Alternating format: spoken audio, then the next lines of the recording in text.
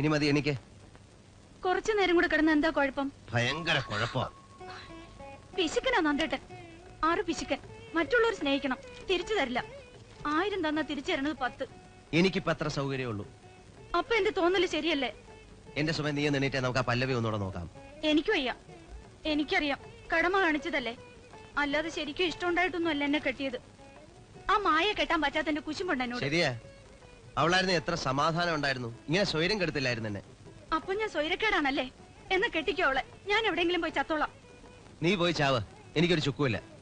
ഞാൻ നല്ലൊരു മാവ് വെട്ടി അങ്ങ് ദഹിപ്പിക്കും.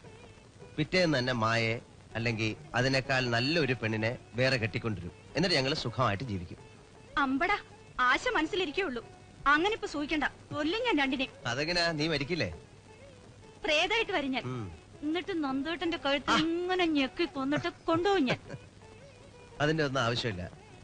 ഞാൻ പറഞ്ഞതനുസരിച്ച് സുഖമായിട്ട് അങ്ങ് ജീവിക്കാം. എന്താ?